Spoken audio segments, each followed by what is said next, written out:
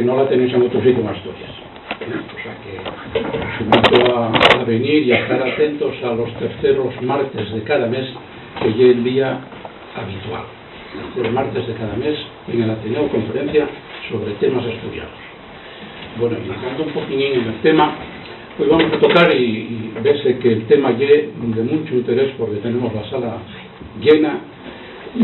El inmenso problema del despoblamiento rural, que no es solo asturiano, evidentemente, es de toda España y de media Europa.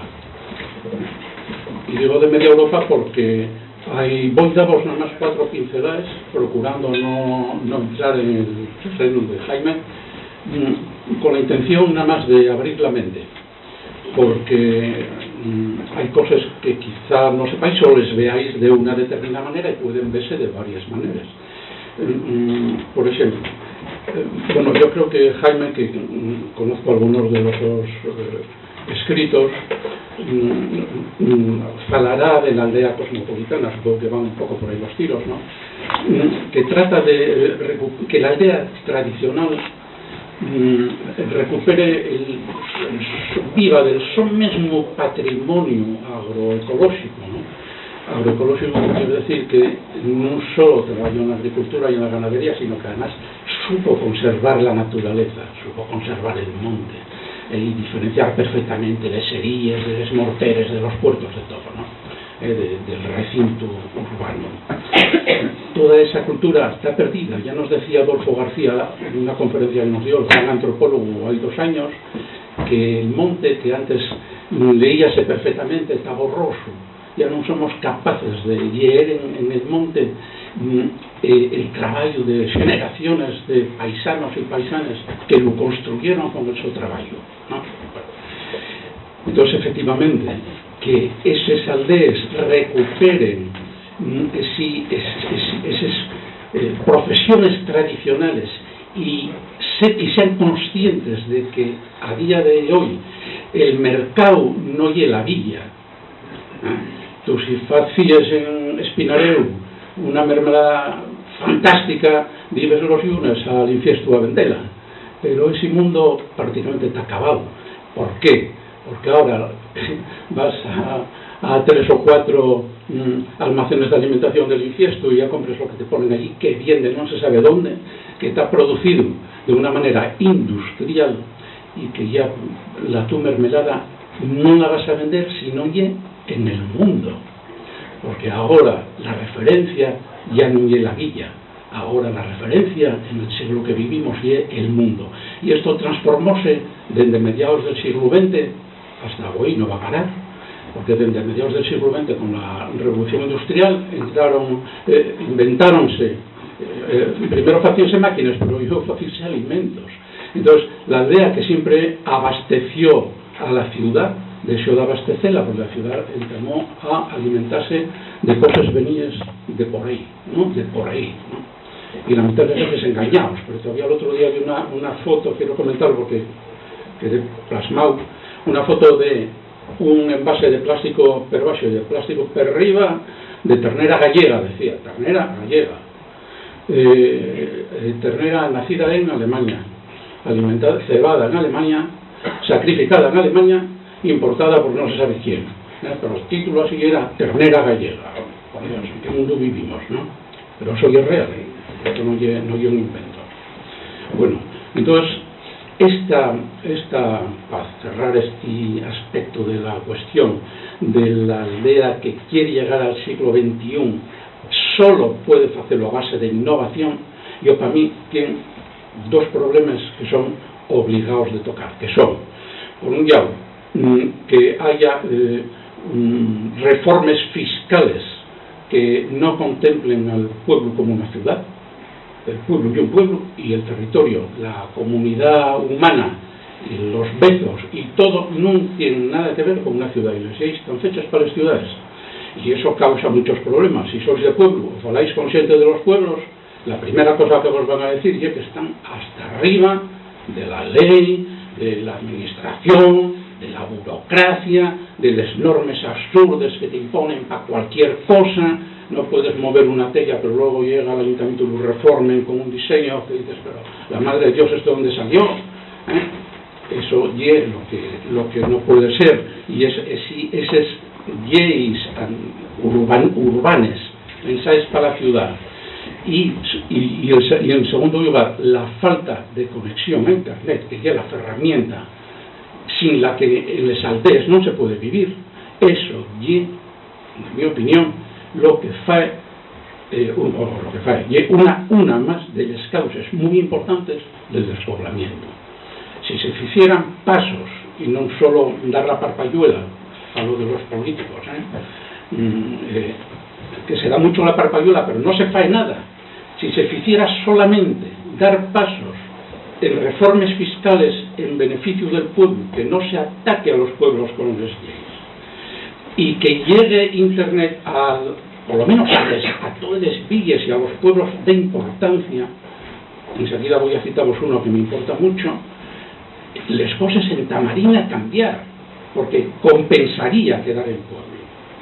Bien. 4 pinceladas breves que os quería dar para que yo, Jaime, haga la pintura del cuadro completo, ¿no? La primera pincelada, siento mucho, tiene el nombre en inglés, pero ya que el inglés también existe, llámase Startup Village Europe Network. Startup Village es un programa de la Unión Europea para promover el emprendimiento en pueblos y directamente enfocado a frenar el despoblamiento rural y potenciar el emprendimiento, ¿no? A base de eso. Este programa, y es muy desconocido, presentóse el 31 de junio pasado en un pueblín de Burgos de 150 habitantes, Villaoz, y había representantes de varios países europeos y de muchas comunidades españoles, y en Asturias había, a mi entender nada más, una representación de Tapia de Casario. Bueno, pues este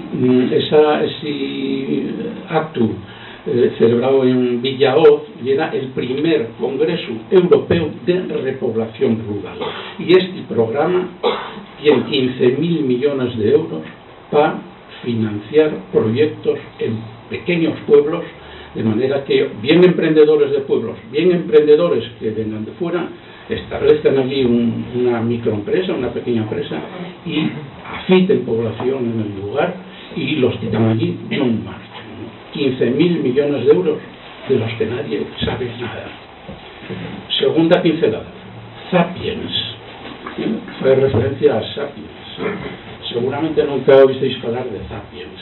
Sapiens lleva una empresa que creó un mozo de 39 años que se llama Daniel Suárez, de la Pola Somiedo, que tiene oficinas en Pola Somiedo, tiene oficinas en Xixón, tiene oficinas en Ubiu, en Madrid, en Barcelona, y está conectado permanentemente con San Francisco, París, Viena y otras grandes ciudades del mundo.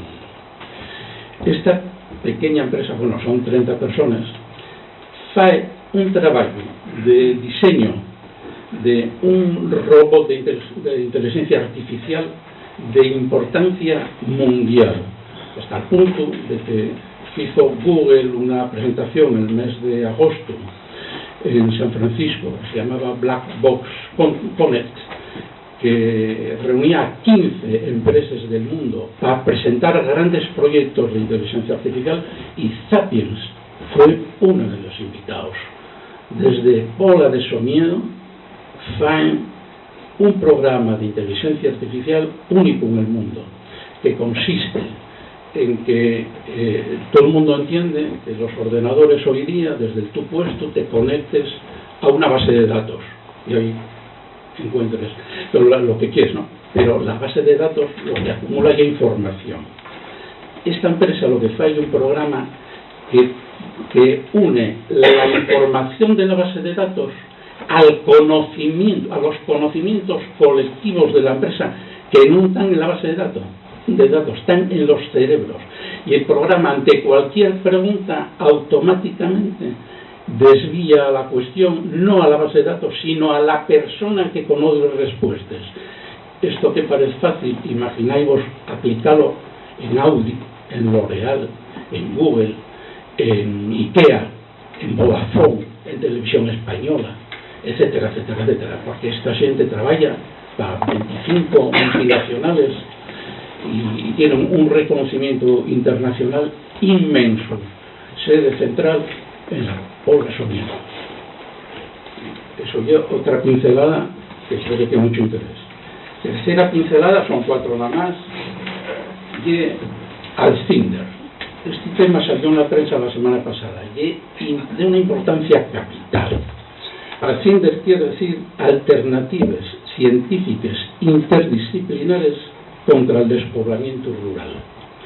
Y es un programa del Centro Superior de Investigaciones Científicas para hacer transferencia de conocimiento científico de 16 grupos de investigación del CSIC a proyectos de microempresas en la zona del suroccidente asturiano.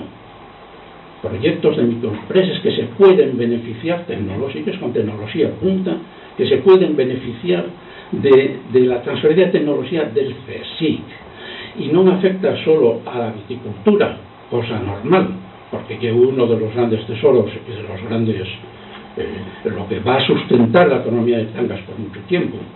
Y es multidisciplinar, como dice en el título, ¿no? Y lo mismo afecta a la viticultura. Tengo varios notas de sectores de ciencias agrarias, veterinaria, acuicultura, informática, mecánica, robótica, química, microbiología, salud, nuevos materiales, etcétera, etcétera, etcétera. O sea, el CSIC, no me atrevo a decir cede, tampoco sé en qué condiciones se trae esto, pero promueve la transferencia de conocimiento científico a 9 microempresas en Cangas de Narcea y el suroccidente en general. Al frente, por cierto, eso no puedo dejar de decirlo, está Carmen Martínez, que es una bióloga canguesa, que es la jefa de la misión biológica del CSIC en Galicia, y que es la persona a la que pienso que más se debe Cangas y Asturias a la recuperación del vino de Cangas, porque lleva muchos años investigando todas las cepes antiguas y estudiando qué cepes van a tener mayor futuro, y mayor futuro a la altura a la que están los vinos hoy día, ¿no? Carmen Martínez. Y cuarta pincelada, esta ya no es tecnológica, y es lo que yo diría vivir de la identidad. Y el ejemplo de Porrúa.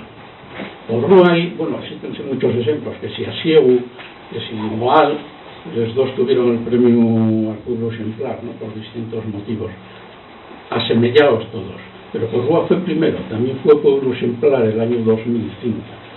Y de Porrúa, porque no quería perderme ninguna, tomé esta mañana unas notas y quiero leerlos para no perder ninguna de las ideas.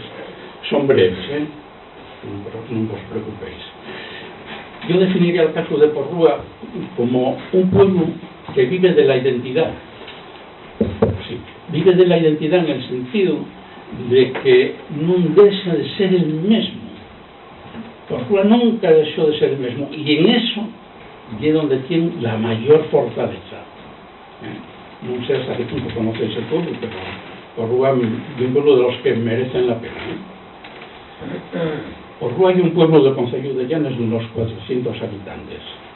Atópase pegado a la Sierra Alpuera, a unos kilómetros de la villa.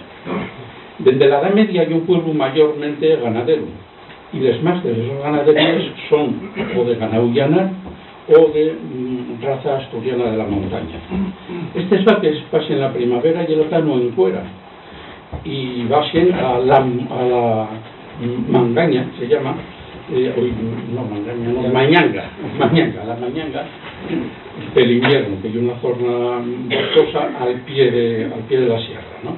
A pasar la invernada. En Anguaño, en Porrúa, solo quedan 6 ganaderías de leche, y un pueblo famoso, no solo por dar nombre al trase asturiano del oriente, trase de porruano que todos conocéis, sino por los quesos frescos y curados, y por tal tener formas organizativas y tradiciones que en tal perviven, como el Concello Abierto. La escuela de Porrúa atiende voy a andar en tema de guajes. La historia de Porrúa marcóla sobre todo la lucha por las reivindicaciones de los derechos en los terrenos comunales, los pastos de grano y el territorio común de Hibernada de Mañanga. De un pueblo con mucha xente mozo y muy turístico en verano. Tienen muchos eventos a lo largo del año, 2 fiestas patronales en xinero y agosto, la sacramental en xuno, la romería del Yacín en xuneto, el mercado Astur, del que fueron inventores, por cierto, la asociación Yacín. Y en agosto, una feria y una exposición de ganado en Pallares y una carrera de monte que se entamó a hacer va unos años, el mes de mayo. Por Rúa también tiene la primer bolera cubierta de Asturias de la modalidad Bolu Palma. Tiene el Museo Etnográfico del Oriente y una importantísima escuela de música tradicional del Yacín, con varias aulas por toda la redolada, no solo un pueblo, y un gran asociacionismo. No solo el Yacín, que una asociación muy importante que fundóse el año 94, ¿no? Los estatutos por lo menos son de 94, ¿no? Con 30 personas y aquí más de 600, ¿no? La banda de Yacín debe tener 100 y pico gaiteros, tamboriteros y varios equipos de instrumentistas. Bueno, como ya dije antes, fue nombrado Pueblo Singular de Asturias en 2005 y Pueblo Cultural de Europa en 2008. Bueno, estos son 4 pinceladas para que veáis que el tema del despoblamiento tiene distintos puntos de vista. Pero bueno, en realidad que nos interesa en este momento ya de Jaime, que paso íbamos a falar, ¿no? Jaime de Biciesto, licenciado en Ciencias Geológicas por la Universidad de Oviedo en el año 81 y desde 2 años más tarde, del año 83, trabaja como funcionario, como empleado público en distintas actividades siempre relacionadas con el mundo rural, con la ecología aplicada, con el desenvolvimiento territorial, en fin. Nombró el último gobierno de Asturias, Adrián Barbón, nombró un cargo nuevo que ya es de comisionado para el reto demográfico por parte del gobierno del Principado. Es ensayista, escritor, articulista, conferenciante habitual, y tiene de ellos libros de los que quiero leer los títulos de 4 o 5 que están todos relacionados con este tema, por si os interesa profundizar en ellos. En el 2001 publicó Manual para Gentes de Desarrollo Rural, 2006 Marqueses, Funcionarios Políticos y Pastores, 2008 Asturias, Región Agropolitana, las nuevas relaciones entre el campo y la ciudad en la sociedad postindustrial, 2012 La casa de mi padre, Manual para la reinserción de los territorios campesinos en la sociedad contemporánea, 2013 La conservación cultural de la naturaleza y 2019 La ciudad agropolitana, la aldea cosmopolitana. Tuvo varios premios internacionales, como el Premio Europeo al Mantenimiento del Patrimonio Natural y Cultural de la Fundación Británica para la Conservación y el Premio Adolfo Posada de Investigación, que dieron en Oviedo en 2001, o el Premio Fundación César Manrique a Proyectos Ambientales Alternativos, que dieron en Lanzarote el año 2003. Y sin enrollarme más, de solo hablar a él, que ya lleva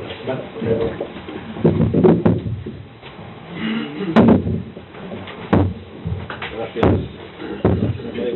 por la presentación y por la invitación, y gracias al Ateneo también. Estábamos comentando ahora la historia del Ateneo, ¿no? Una institución con tanta solera, con tanta importancia para la ciudad de Gijón, y yo me siento muy honrado en venir hoy aquí a hablar con vosotros, y gracias por venir, ¿no? Y por estar hoy aquí con un día que no, bueno, a las 7:30 de la tarde apetece casi más quedarse en casa que salir a una charla. Bueno, el título creo que marca toda una intención. La tierra quiere gente. La tierra, si tuvo gente, echa de menos la gente. Y si se va la gente, no va a ver, no, la va a echar de menos y va a reaccionar de una forma particular. Esto tiene que ver con una idea inicial. Yo parto de la idea de la conservación con la gente y con la cultura en el territorio. Yo no creo que sea posible una conservación si no está el hombre integrado en la naturaleza. Cuando desaparezcamos nosotros y desaparecemos como especie, que la tierra se arregle, pero mientras que estemos aquí a ver si encontramos una forma de relación y sobre todo si revisamos la historia en la que supimos relacionarnos a través de la cultura con la naturaleza. Por eso es una hipótesis de trabajo, ¿no? Hace muchos años que yo insisto en esto, con muy poco éxito y con muy pocos resultados, pero la cuestión no se trata, que se ha puesto muy en boga, de salvar la Tierra, sino de salvar a la humanidad para que sepa vivir en la biosfera, ¿no? en ese territorio finito que es por definición una biosfera, ¿no? De manera que esa es un poco la intención, ¿no? Y lo vamos a ver en una escala micro, pero también universal, como es una aldea. Leo Tolstoy decía: mira bien tu aldea y serás universal, y Miguel Torga, un escritor portugués, decía: lo universal es lo local sin paredes. Por tanto, vamos a ver si somos capaces de quitarle las paredes a la aldea y hacernos universales sin perder esa condición y esa identidad de la que hablaba Amadeu. El subtítulo son riesgos y propuestas ante el despoblamiento rural. Voy a desarrollar la charla sobre 5 puntos. Primero, una explicación breve de la historia de la aldea a la megalópolis a la que hemos llegado. En segundo lugar, los elementos esenciales de la organización aldeana. Yo parto también de alguna provocación, pero que me define. A mí a veces cuando me preguntan a qué me dedico, yo digo, yo me dedico al aldeanismo y la ordenación del territorio, porque el urbanismo y la ordenación del territorio no entendió nunca a la aldea, pero la aldea sí entiende a la ciudad, ¿no? Ahí en Meres, ahí al lado de Oviedo, pero ya en el concejo de Siero, tienen una expresión, una frase que utilizan, dice: nosotros somos de pueblo, sí, pero desde aquí vemos la pica a la catedral, que es muy significativo, porque desde la pica a la catedral no ven la aldea. Entonces, por tanto, los aldeanos cuando ven más que los de la ciudad, ¿no? Ojo con ese asunto. Por tanto, yo me defino, o creo que hay que trabajar, que explorar el pensamiento aldeano, ¿no? Esos 3 elementos esenciales de la organización aldeana histórica eran la casa, que era una empresa, la ordenanza, es decir, la constitución. Todas las aldeas tenían una constitución, y a los críos se les educaba en el conocimiento de esa constitución, de esa ordenanza, y el mercado, que decía Amadeu que históricamente el mercado referencial de una aldea era una pequeña ciudad o una villa, no había un mercado más allá, por lo tanto era un mercado muy limitado. La tercera idea: ¿qué pasa si perdemos la aldea? ¿Qué nos está pasando si perdemos la aldea? Que ya hay indicadores de lo que está sucediendo, ¿no? Pero seguimos sin darnos cuenta que el problema es que estamos perdiendo lo que sabía hacer la aldea.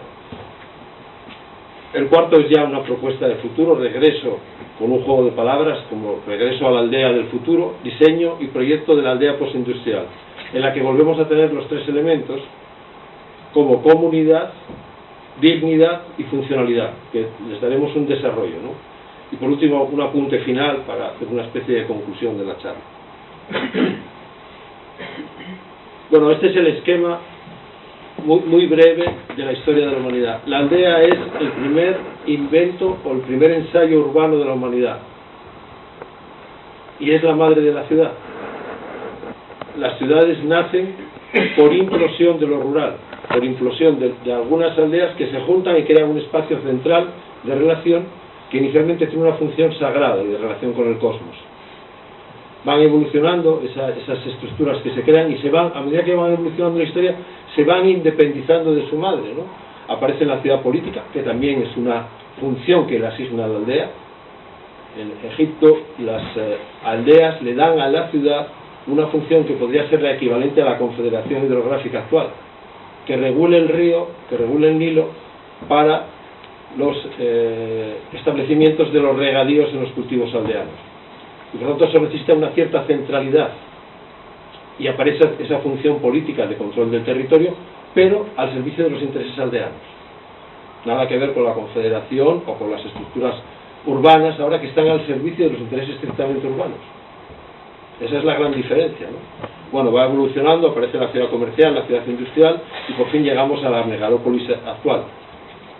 En ese tránsito se produce un cambio, una inflexión de lo rural a lo urbano, que se produce con la revolución industrial, y ahora directamente estamos en una explosión urbana.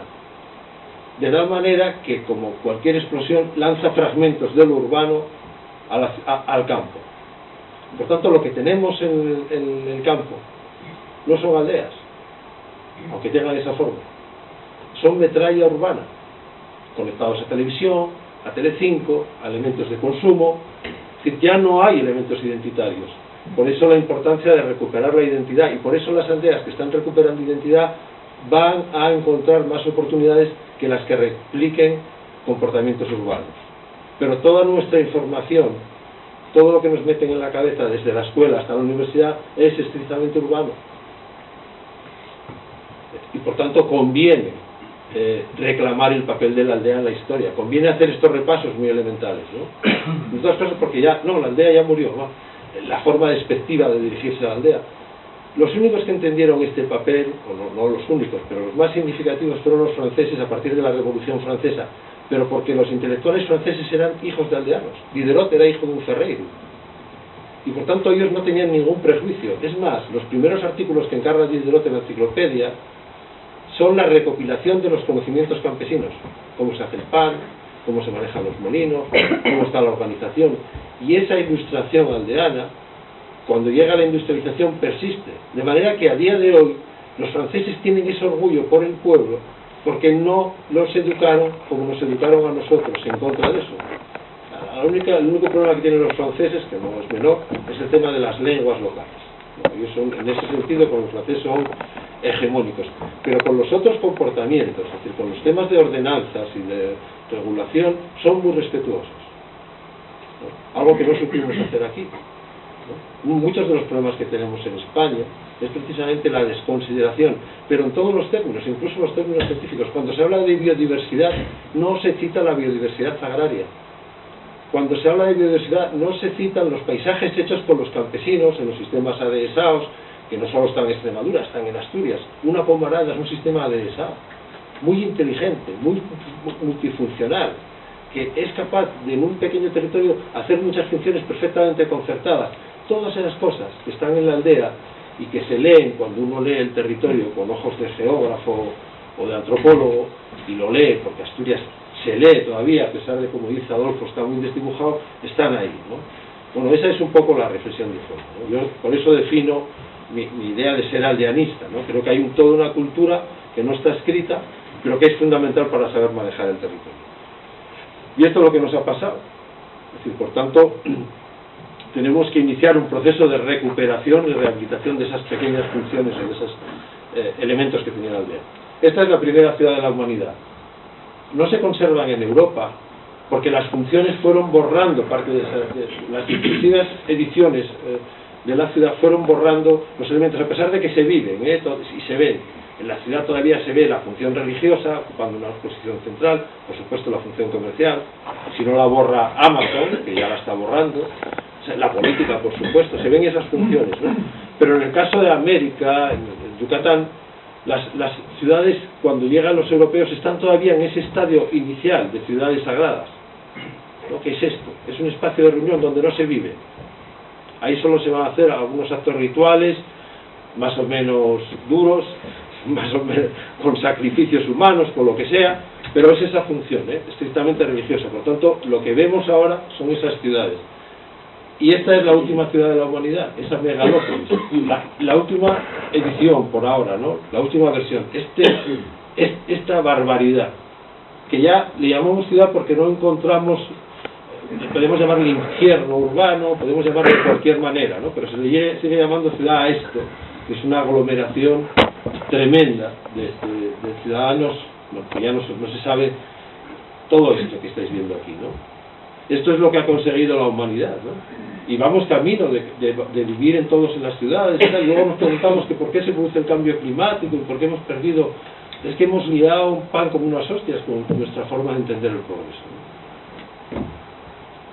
Si hubiera que explicar la evolución de la ciudad en películas, y ya centrándonos en algo que nos suena más familiar al caso asturiano, el Salisbury preindustrial, cuando se escribe La aldea perdida, el Palacio Valdés, que ya anuncia Palacio Valdés lo que va a venir con la aldea, sería Qué verde era mi valle, ¿no? este tipo de pequeñas estructuras urbanas, porque ya tienen un trazado urbano, pero que siguen conservando ese aire de aldea.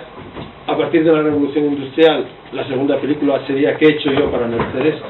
Es decir, que es lo que le pasó a Salisbury y le pasó a todas las ciudades buencamineras, Gijón, Avilés, ciudades asturianas. Y hasta ese momento, hasta el inicio de la Revolución Industrial, y el campo y la ciudad mantenían una relación que también Amadeu la citó, de manera que no se entendía una ciudad si no estaba rodeada de campo, porque el campo era el que garantizaba el suministro de la ciudad. Yo nací en el año 58, los que nacimos en esa época, si pudiésemos abrir la nevera, que no había nevera de aquella, ¿no? Si pudiésemos entrar en una cocina de los años 50 de Gijón, probablemente el 50 o el 60% de la alimentación venía del entorno, venía de Deva, venía del mercado, tal. Entraba la pesca. Si ahora abrimos una nevera, esta tarde o esta noche cuando vayáis a casa, abrir la nevera y mirar el origen de los alimentos, a ver cuánto hay del entorno de la ciudad. No hay nada, está todo, lo podéis comprobar. Por tanto, lo que ocurre es que rompimos este vínculo. Esta era la relación histórica desde el origen de la ciudad hasta los años 50, una relación larguísima. El campo abastecía a la ciudad y la ciudad abastecía al campo en aquello que no producía, que eran las tiendas de ultramarinos y coloniales, que todavía conservan esos nombres, ¿no? Y a la ciudad llegaba una alimentación globalizada, es cierto, que venía el café, venía el cacao, venían 4 cosas, no venían demasiadas, ¿no? De manera que se comía de temporada, que a nadie se le ocurría. Ahora ya se perdió totalmente las temporadas, y puedes comer cualquier cosa, pero no solo eso, sino que seguimos caminando más hacia el abismo, ¿no? Los anuncios estos de Yasid o Globo, tal, el que hay un par de ociosos tirando, y prepara tú la cena, joder, y abre una botella de vino y vete a la cocina y habla y déjate de estar viendo la tele, tal. Pero nos van llevando permanentemente a eso, a la pérdida de saber cocinar, a la pérdida de los alimentos de proximidad, a la dependencia de las multinacionales de la alimentación, a los gustos que nos ponen los vendedores, y luego a unos esclavos que vienen en bicicleta a traerte la cena a casa. Es que cuando uno lo ve en el contexto, y todo con una tecla, y todavía nos preguntamos que por qué hay cambio climático, y luego los muchachos que están haciendo esto dicen no, que son muy ecologistas o están a favor de no sé qué, ¿no? Es decir, esa es la tramoya en la que estamos cayendo. Es decir, cada vez vamos a peor con todo este tipo. Por tanto, las relaciones entre el campo y la ciudad están rotas, este sistema que funcionaba, y hay que reconstruirlo. Se rompen con la revolución industrial, y si os fijáis, lo que ocurre es que al campo a partir de la revolución industrial, los años 60 en España, se parte en dos. Parte se intensifica como nunca y otra parte se abandona. A la parte que se intensifica metemos toda la legislación de intensificación agraria, todo el edificio administrativo, todo va caminando hacia la intensificación agraria, hacia que el campo se parezca a una industria, y por tanto ahí se hace un montón de legislación. Y a la parte que se abandona, la única política emergente es la política que se llamó de espacios naturales protegidos, que es una política equivocada en el nombre, porque ni eran espacios, ni eran naturales, ni necesitaban una protección, sino que necesitaban una actualización. Por tanto, nos equivocamos incluso en el nombre que le dimos a esos territorios. Si hubiera que ponerles un nombre, eran territorios de naturaleza campesina que habían entrado en vías de extinción, como consecuencia de los nuevos modos de la revolución industrial. Y eso se ve en algunos documentos de ordenación, como el PORNA, donde no sale el hombre en ningún capítulo, y siempre que sale es para mal. Es decir, cogéis el PORNA y metéis pasto, pastizal, es, como decía Bagal, siempre negativo, ¿no? Es decir, la apertura de los pastizales en la cuenca media del Navia evitó que la serie climática de la Bedular llegara hasta la Marina.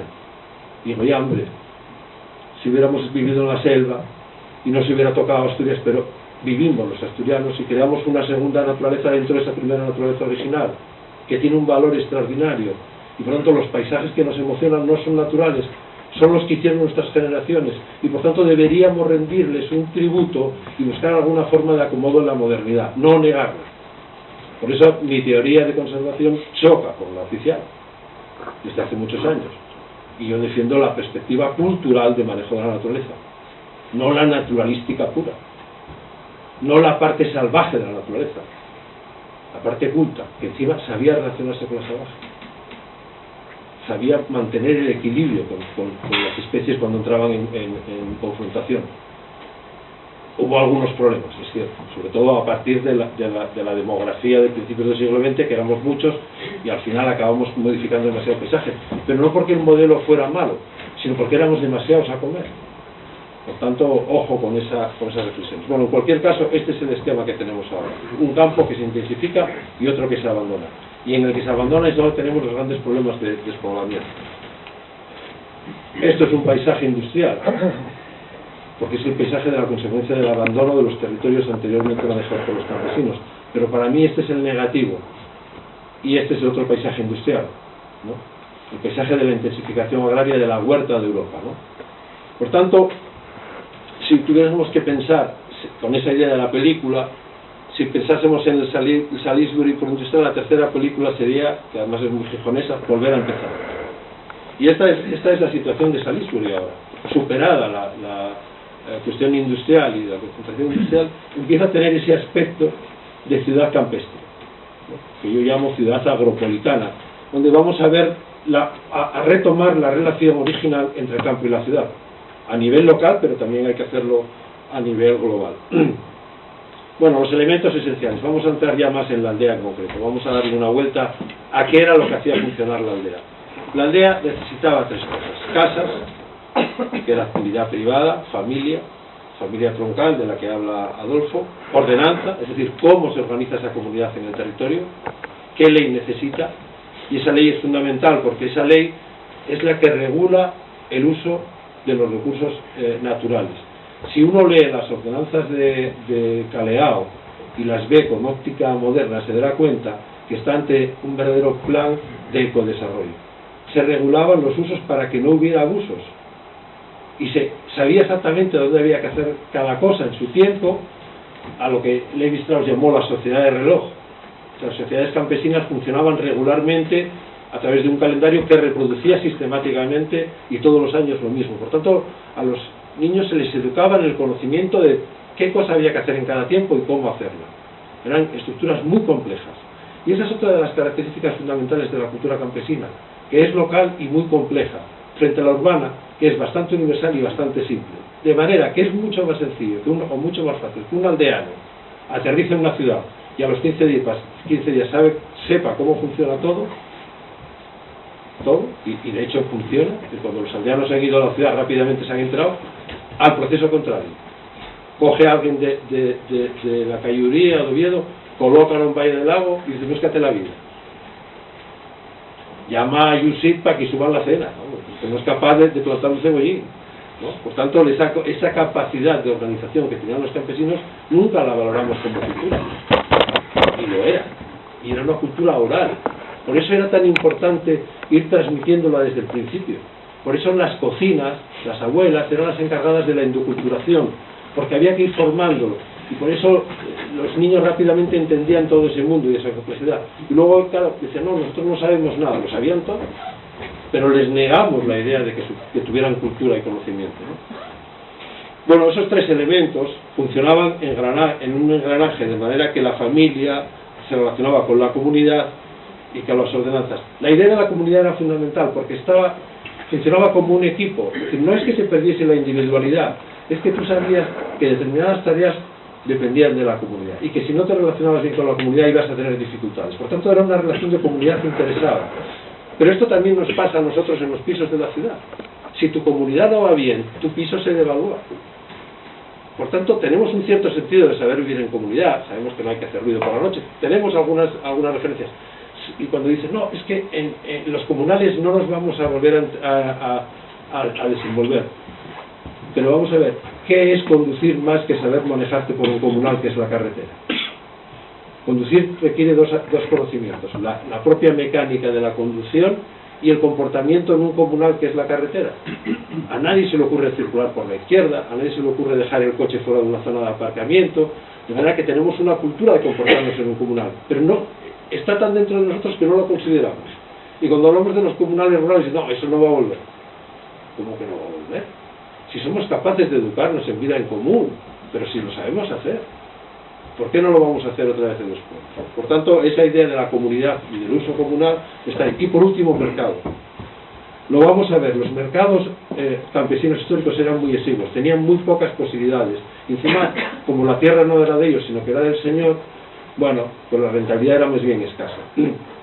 Lo que ocurre, y antes lo comentaba Amadeu, es que ahora las posibilidades de mercado para los aldeanos son inéditas y son cosmopolitas. Si tú tienes una comunicación con internet, no hay nada más que tu genialidad.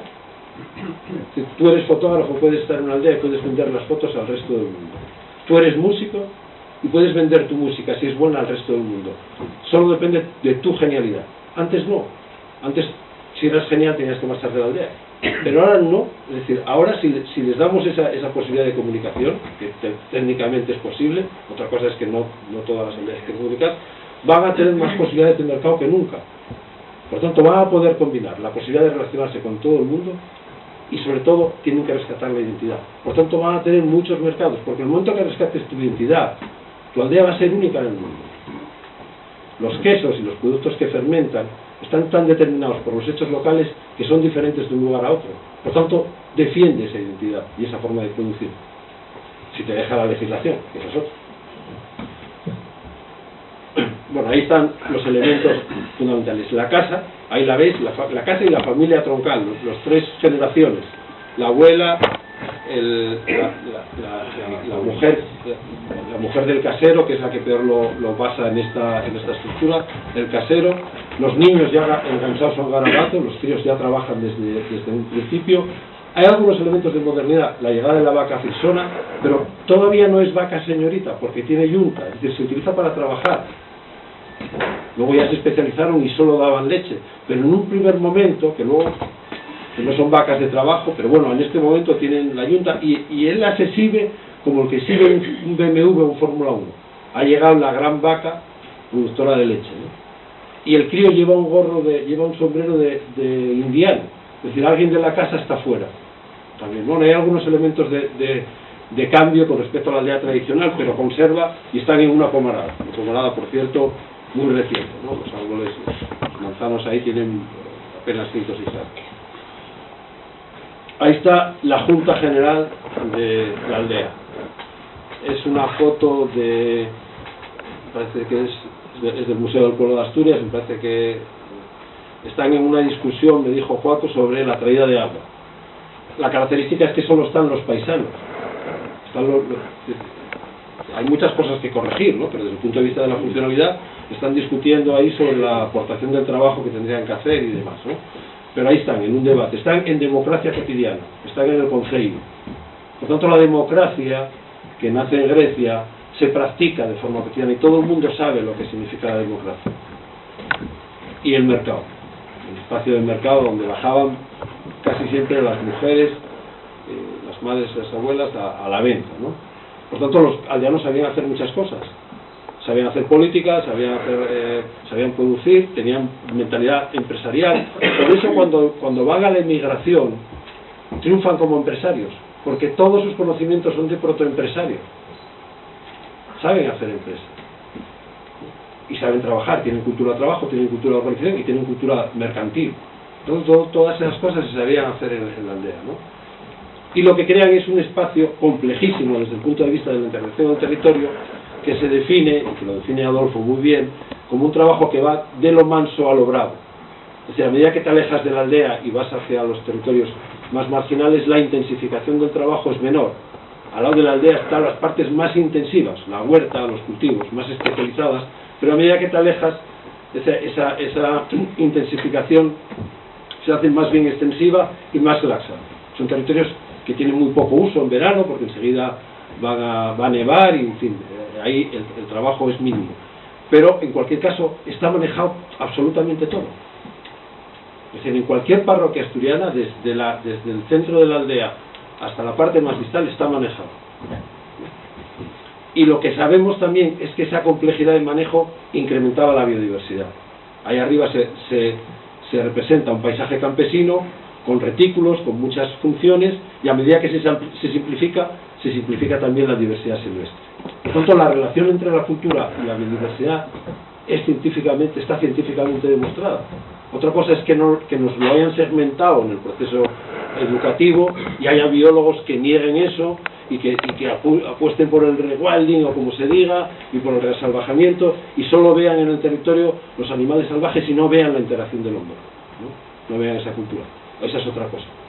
Y en algunos casos incluso me atrevo a decir que algunas partes de la ciencia rozan ya la religión, ¿no? Es decir, que están ya en una posición de dogma y con una posición aparentemente científica, ¿no? Pero que no se sujeta. Es decir, Europa es un paisaje de naturaleza antropizada y eso da muchas posibilidades, y España especialmente, y Asturias especialmente también, ¿no?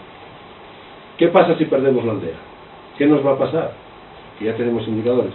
Pues que todo ese dibujo de colores que da la casualidad que parecen los bancos del arco iris de Oviedo se vuelven grises, ¿no? Y de repente es el monte el que manda y se invierte el proceso. Lo que antes era de la cultura hacia afuera, de lo manso hacia lo bravo, se invierte y es de lo bravo hacia lo manso. Y por tanto los animales van a bajar y van a reproducirse los más, no los más especializados, sino los más oportunistas, y vamos a empezar a tener algunos problemas, ¿no? Y por supuesto se va a matorralizar el territorio, va a incrementarse la biomasa, y vamos a empezar a tener algunos problemas graves, ¿no? Con respecto a eso. Estamos ya en incendios de quinta generación que se están produciendo en territorios que dejaron de ser manejados. Lo advierte Lewis Mumford. Yo soy muy seguidor de Mumford, y Mumford, cuando habla de la aldea, lo explica y realmente lo viene a definir como una estructura proturbana que sabe relacionarse con la naturaleza. Por lo tanto, esa sería una definición, una estructura urbana que sabe relacionarse con la naturaleza. En cambio, la ciudad no sabe. Es decir, la aldea es simbiótico con la naturaleza y la ciudad es depredadora con la naturaleza. Consume recursos. Pero la aldea no. La aldea era capaz de manejar los recursos y devolverle a la tierra la fertilidad para que el año siguiente siguiese produciendo. Entonces tenía incorporado el elemento que ahora llamaríamos de economía circular o de sostenibilidad, lo tenía incorporado, porque si no, no hubieran sobrevivido. Era una cuestión de estricta supervivencia ese nivel de organización. Y ahora podemos utilizar en otras claves, pero que realmente estaba en la idea de la aldea. Las aldeas están funcionalmente, leo lo que dice Mumford porque tiene mucho interés, están funcionalmente más próximas a su prototipo neolítico que a las muy organizadas metrópolis que han empezado a absorberlas hacia sus órbitas y cada vez con más rapidez a minar su antiguo modo de vida. Tan pronto como permitamos que la aldea desaparezca, este antiguo factor de seguridad se desvanecerá. La humanidad, y esto lo subrayo, todavía tiene que reconocer este peligro y eludirlo. Todavía no lo hemos reconocido. Y esto Mumford lo escribió pues hace 50 o 60 años, advirtiendo lo que se nos venía encima, ¿no? Es decir, todavía no reconocemos el peligro de perder una unidad territorial que sabe gestionar la naturaleza. Ese es un poco el drama. Lo que está en peligro de extinción son esas unidades de manejo y esa cultura del territorio. Si lo solventamos, la naturaleza se recuperará y tendremos más diversidad y volveremos a tener los animales más o menos en su sitio, pero no tendremos jabalíes en el centro de las ciudades. Un jabalí en el centro de la ciudad debería ser un indicador de que debería haber hecho saltar todas las alarmas con respecto a lo que está sucediendo. ¿Por qué? Porque lo que está sucediendo es que la naturaleza silvestre ha entrado en conflicto con la ciudad y la ciudad no sabe relacionarse y a partir de ese momento tiene el conflicto. Pero es que tiene el conflicto y lo único que hacemos es un selfie. Este muchacho, es una foto sacada de internet, ¿no? Pero aquí está todo el mundo muy cómodo. Los jabalíes dicen, hostia, esto no sé, ¿qué les pasa? Pero nosotros seguimos aquí, los coches sorteándolos, y el muchacho, que por cierto, yo cuando lo vi, me parecía Errejón, se daba un aire, no es Errejón, ¿no? Pero ahí está feliz, que lleva un ramo de flores, irá pues, a regalarle un ramo de flores a alguien, y de paso pues le hace gracita. Pero este es un poco el comportamiento, ¿no? Es decir, estamos haciendo los selfies con los incendios de Australia, ¿no? Es decir, hay una anécdota, que no es una anécdota porque es una categoría de comportamiento. ¿Os acordáis cuando entró el hierro en en erupción, que estaba la cosa como rara, ¿no? Y estaba analizando si por dónde iba el volcán, si no sé qué, tenía un montón de temblores y tal. Yo pasé una temporada en la Isla del Hierro, tengo buenos amigos, y cuando esto sucedía los llamaba por teléfono y entonces me decían que había muchísimos problemas de ansiedad, la gente mayor estaba muy inquieta, bueno, porque al final estás en una isla y no sabes si va a reventar o no, y se está moviendo todo el rato, ¿no? Y sabes que estás viviendo encima de un volcán. Entonces una amiga que se dedica a es guía turístico y se dedica a pasear por la isla con turistas, recibió una visita de unos chicos que venían de Madrid. Dice, solo venimos 3 días, porque ella decía, mi mayor preocupación hasta ahora era pagar la hipoteca de mi casa, ahora ya no tengo esa preocupación. Mi mayor preocupación es si tendré casa el año que viene. Ya no es el pago de la hipoteca, es si poder seguir viviendo en la isla, ¿no? Por lo tanto, también ella compartía la preocupación del resto de los vecinos, ¿no? Y entonces, cuando fue los problemas de los demás, los problemas rurales, esto es una cuestión de percepción, ¿no? Que hay que educar. La isla de otra isla, la isla de Madeira, una isla portuguesa, en el año 99 prohibieron el pastoreo, que ya estaba bastante tocado porque vivían del turismo, hay una especialización, el pastoreo ya estaba bastante tocado. Les pasa lo mismo, toda la alimentación de la isla viene de fuera, por tanto se matorralizaron antiguos espacios de producción agraria, y en el año 2016 tuvieron un incendio que casi les lleva por delante la ciudad de Funchal, ¿no? Porque el bosque se metió por la ciudad, llegó un incendio grave y casi les quemó la ciudad. Por tanto, se alarmaron, ¿no? Y ahora lo que están intentando hacer, nos llamaron unos cuantos, y están intentando generar un espacio de protección alrededor de la ciudad, un espacio agroecológico de manejo, con pastoreo y con agricultura orgánica, entre otras cosas para alimentar la ciudad y para evitar los riesgos de los incendios. Pero ya los incendios ya no son incendios forestales, son incendios periurbanos. Y en Portugal murieron 100 personas hace unos años, en Australia salía una de estas.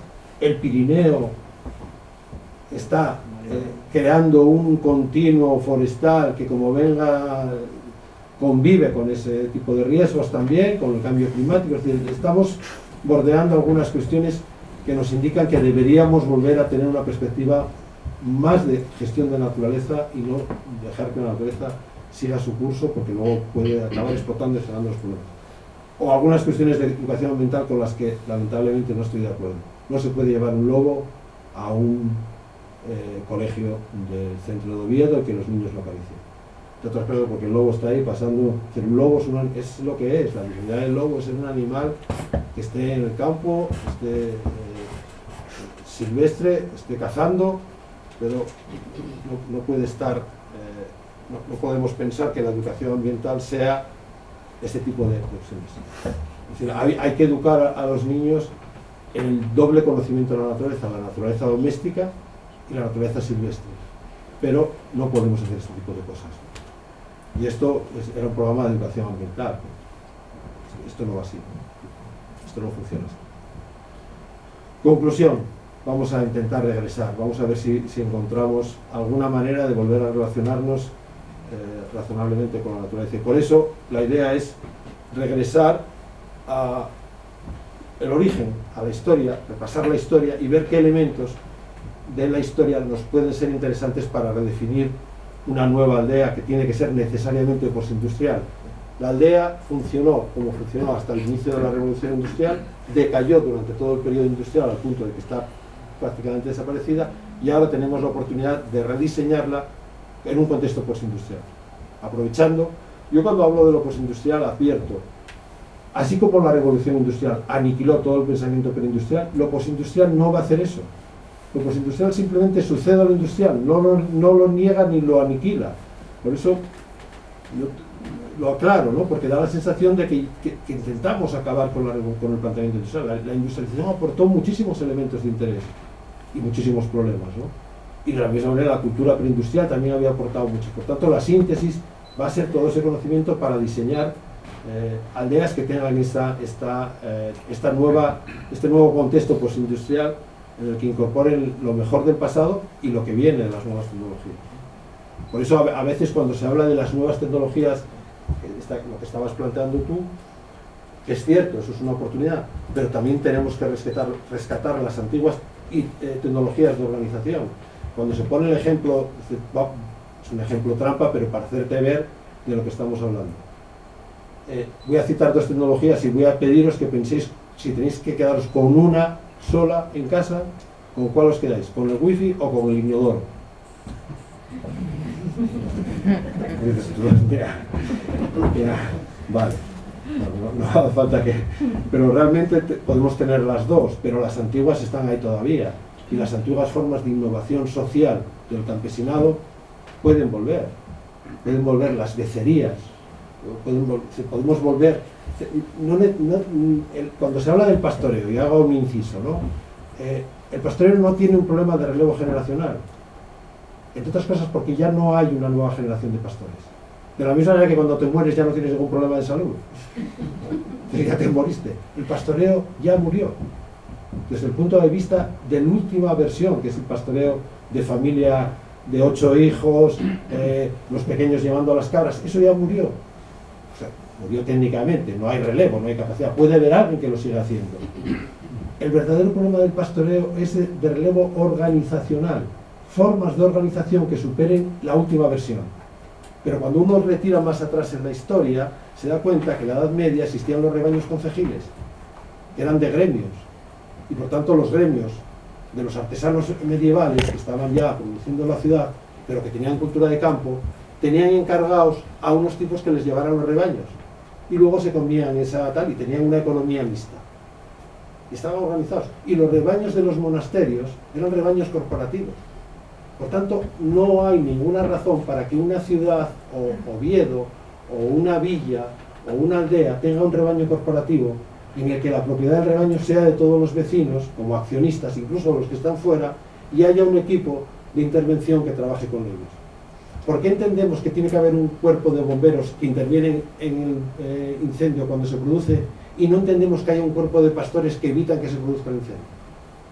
Porque no se nos ocurrió, y el día que se nos ocurre, dice, joder, qué fácil era, digo, estaba ahí. Por eso la idea de Mumford, la humanidad todavía tiene que reconocer, volver a conocer, reconocer la aldea y evitar su pérdida. Y una de las funciones va a ser, sobre todo en una región como Asturias, el pastoreo. Yo esto hace tantos años que lo llevo diciendo que me aburro a mí mismo, ¿no? Pero no hemos sido capaces de ensayarlo. El día que hagamos el primer rebaño concejil va a pasar como con el turismo rural, se va a reproducir. Se va a reproducir y todo el mundo formará parte de un rebaño concejil y te llegarán en Navidades los 2 corderos porque tú tienes 4 acciones que son 4 ovejas y te da para un par de corderos, descontado el trabajo y tal. Pero esas formas de organización son las que nos van a llevar a volver a manejar el territorio. Bueno, que me estoy liando, ¿no? Pero bueno, la idea, por tanto, es redefinir algunas cuestiones de organización del pasado, mezclarlas con las startups y a partir de ahí generar unos entornos de producción aldeana diferentes.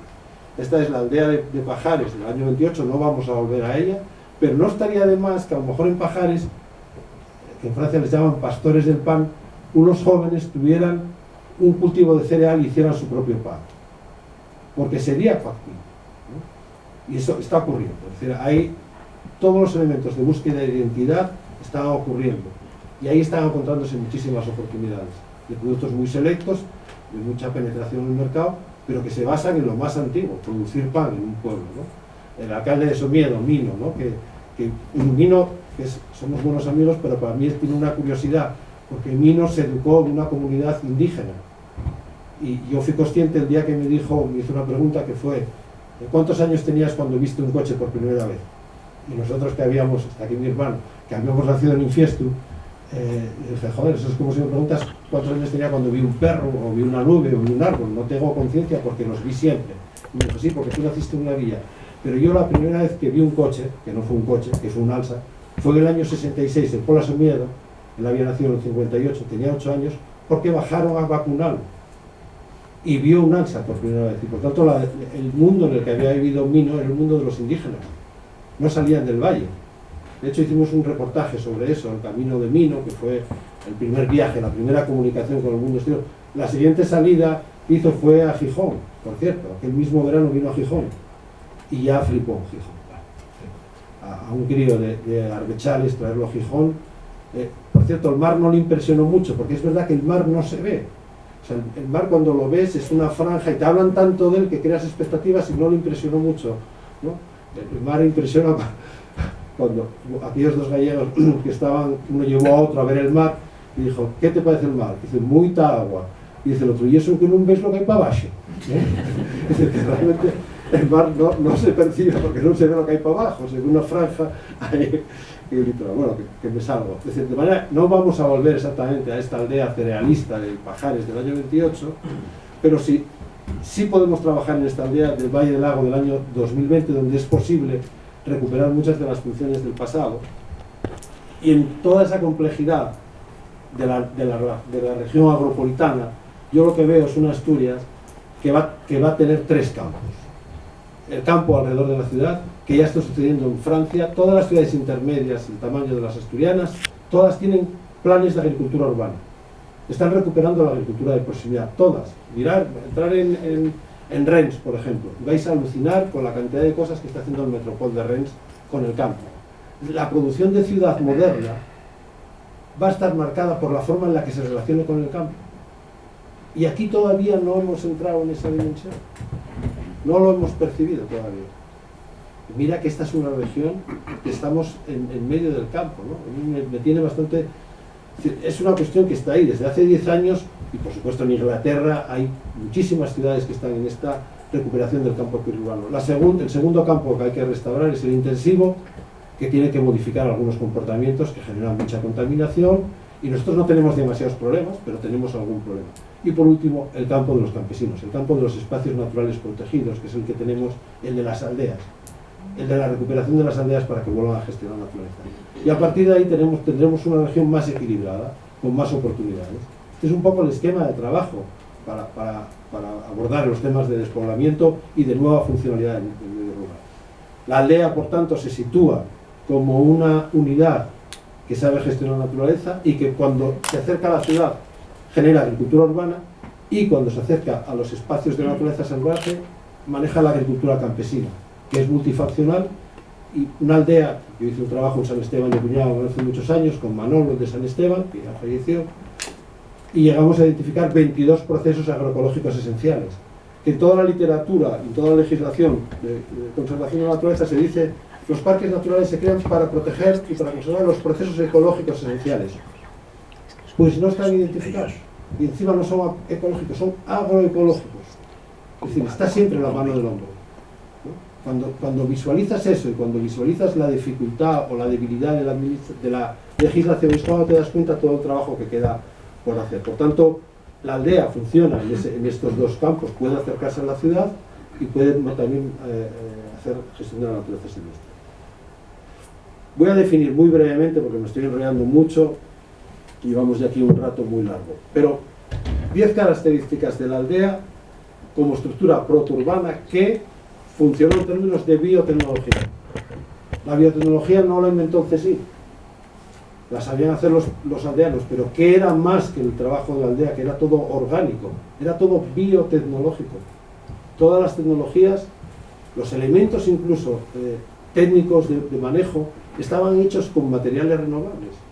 Se le entraban muy pocas cosas de fuera y eran capaces de hacer. Por tanto, funcionó en términos de biotecnología. Fijaros qué modernidad. Creó una estructura compleja de relaciones sistémicas entre el subsistema ecológico, cultural, social y económico. Esos 4 subsistemas estaban perfectamente integrados. Funcionó en régimen de economía circular, otra palabra también que está en boga. Se movía con energías renovables. Producía alimentos a través de procesos agroecológicos integrales, como hemos dicho. Producía biodiversidad doméstica y gestionaba la silvestre. Los mal llamados alimañeros, que les reciben ese nombre básicamente a partir de la ley del 53, la ley de extinción de alimaños, a partir de ese momento se convierten en asesinos a sueldo, pero hasta ese momento eran controladores que solo intervenían cuando había conflicto y que regulaban la presencia de los animales silvestres en el territorio para regular sus poblaciones y evitar los conflictos. Por tanto, eran, y encima eran muy cultos, eran gente que manejaba el conocimiento campesino, pero luego manejaba también todos los conocimientos. Cuando uno lee el relato de Emilio Calvo Testón, Domingo Calvo Testón, cuando hace aquella descripción, es difícil de conseguir, pero él hace una descripción con Baldroguín, un lobo al que intenta domesticar y tal. Pero hay un montón de observaciones que se da cuenta uno de la cantidad de conocimiento de campo que tiene este hombre, y lo que quiere a los animales, y cómo sabe intervenir, y cómo sabe cuándo hay que hacer un descame de lobos y cuándo no hay ningún problema, y cómo se advierte al lobo de la presencia del hombre y de la dificultad que tiene si baja, y cómo los lobos se retranqueaban, ¿no? Ese tipo de cosas, porque había una presión sobre ellos, ¿no? Y no los extinguía. Los que los extinguen son la aparición de los venenos y el intento de exterminio que se produce a partir del 53. Pero hasta ese momento los lobos estaban en el territorio y formaban parte de la comunidad, y ellos sabían también por dónde podían andar y por dónde no, ¿no? Bueno, por tanto, eso es lo que se deben hacer los campesinos, hacer biodiversidad doméstica. Solo en patata hay 10.000 variedades, por tanto toda la incorporación de material genético y de información genética y de biodiversidad que incorporó la cultura neolítica a la humanidad y a la tierra es extraordinaria, y no la tenemos recogida, ¿no? De manzana me parece que hay 800 y pico variedades. Y como digo, gestionaba la silvestre, creaba hábitos de interés para la biodiversidad silvestre. Es decir, que por tanto había animales con los que se generaba simbiosis y se permitía, las golondrinas dentro de las cuadras, que por cierto ahora los prohíbe la legislación porque no, porque cagan, las cuadras siempre se dejaban entrar a las golondrinas porque mataban los insectos y se comían insectos, ¿no? Había animales con los que se había una relación de colaboración, y había otros con los que había conflicto y había que aligerar la presión, ¿no? Por tanto, esos hábitats los ecotonos que creaban los campesinos eran de interés para muchos animales silvestres. Fue sostenible a lo largo del tiempo, en términos ecológicos, aunque no socioeconómicos. La aldea no era socioeconómicamente sostenible, es decir, la miseria era un elemento que estaba presente. Por tanto, esa es una cuestión que hay que abordar también. Es decir, no se puede vivir en términos de miseria o de falta de dignidad en una aldea, ¿no? Se organizaba como comunidad local y ecosocial, y esto es muy importante porque la organización ecosocial significa una comunidad que tiene cohesión social entre ella, que tiene cohesión ecológica, es decir, que está integrada en el territorio y que integra simbióticamente la cultura de manejo y la naturaleza. Y esto es lo que da una comunidad ecosocial.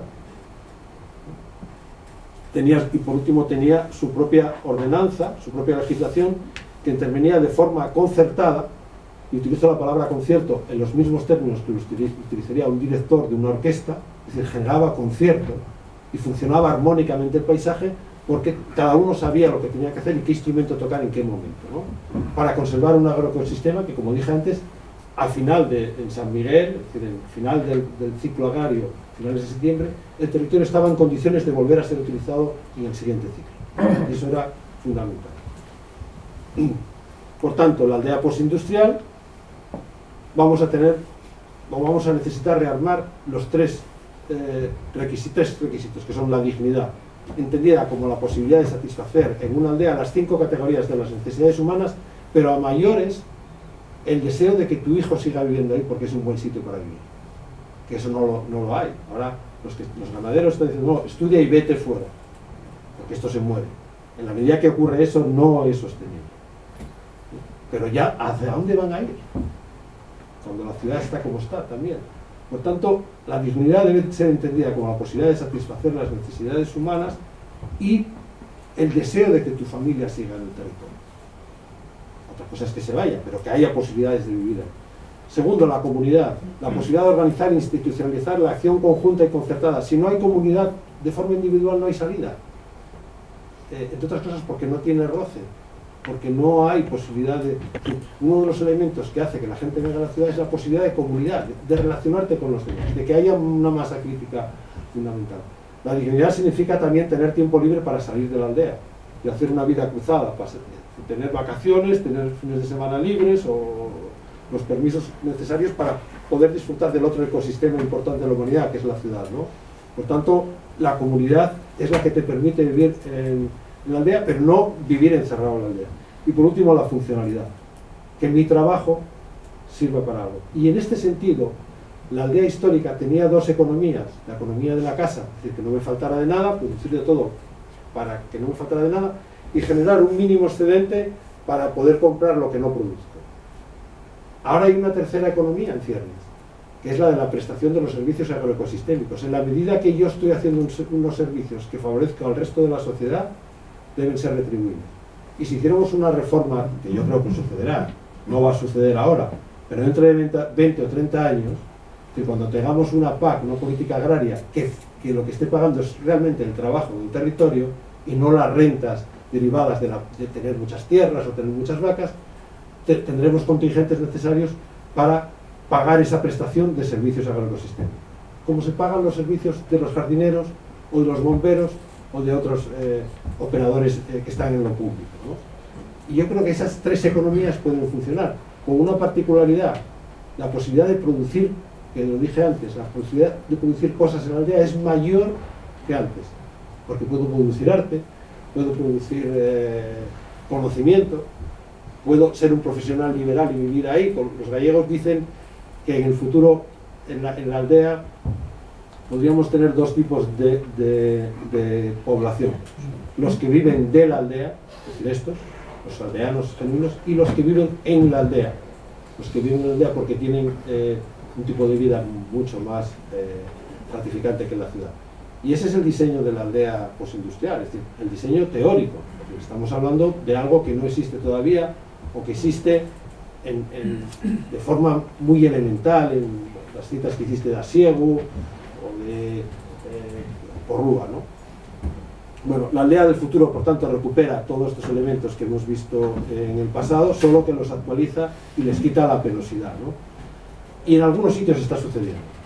Algunos ejemplos de Japón que encontré por internet, donde, como veis, utilizan materiales muy antiguos, ¿no? Los teitos, ¿no? Pero seguramente ahí dentro tienen muchísima tecnología. Es decir, ahí están jugando lo que decía antes, ¿no? El manejo de las dos tecnologías, la del pasado, rehabilitada, y la del futuro.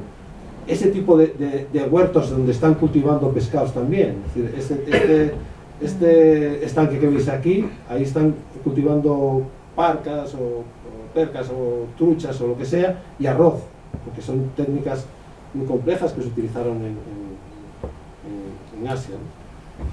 Y este tipo de aldea, que bueno, puede ser, no sé cómo funcionará, ¿no? Si será un reclamo turístico realmente, pero da la sensación de que tiene los cultivos y tiene muchos elementos de la aldea histórica. Bueno, apunte final. Yo a todo esto, y lo citó Amadeo al inicio, hace muchos años que lo reflexiono, que lo teorizo, y que espero, a ver si antes de que me jubile puedo intentar poner los cimientos de algo que veamos en el futuro, ¿no? Que es una aldea cosmopolita, y espero que alguna ciudad asturiana se anime al planteamiento de poner a gestionar el medio rural periurbano, ¿no? Y con respecto al pastoreo que antes cité, que yo le doy muchas vueltas, hice un juego de palabras con un dicho castellano antiguo que lo actualicé en esta idea de actualizar los conocimientos, ¿no? El dicho castellano antiguo decía de la oveja: 4 secretos tiene la oveja, uno en el vientre, otro en las tetas, otro en el culo y otro en la pelleja. Si lo actualizamos, sería 4 tareas que la oveja hace: previene el incendio, nos abre el paisaje, retiene el carbono, nos da abrigo, queso y carne. Es decir, esta es la idea fundamental. Seamos capaces de actualizar lo que viene del pasado para incorporarlo en la modernidad. Podemos aspirar a tener este tipo de paisajes, en el que hay unas ovejas operando en el territorio y manejando paisajes, como veis, muy diversos, o podemos seguir intentando apagar estos incendios de los paisajes de monocultivos, en este caso de eucaliptos, y de los bosques que no están manejados. Yo creo que la idea es intentar hacer esto y no conformarnos con esto que es lo que estamos viendo en los telediarios. Y no hay ninguna razón tecnológica y cultural ni social para que no hagamos una aldea cosmopolita, o por lo menos lo intentemos.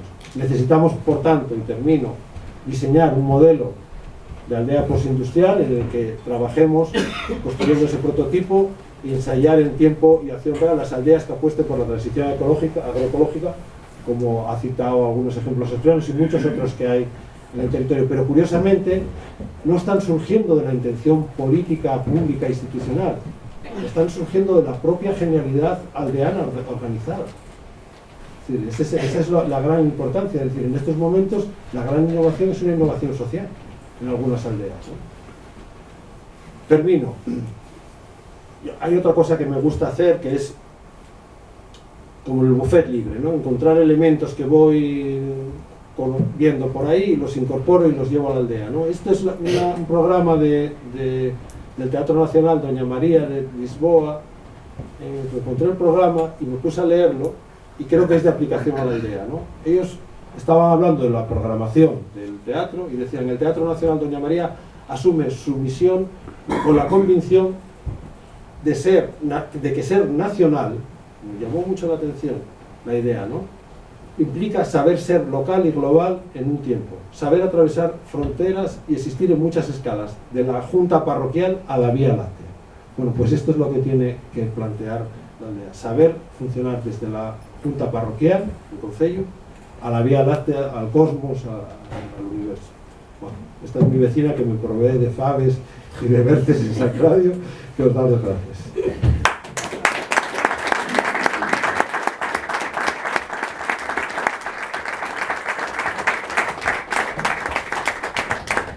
Tenemos tiempo de sobra para un coloquio, podéis preguntar lo que queráis. Yo profesor, aquí luego pero quería, por favor, la empresa esa a Madrid, esa que está en Somiedo, Sí. Sapiens, Sapiens, con Z. Sapiens, Z-A-P-I-N-S. Sí, como Sapiens, pero Yo quería, vamos, quedaba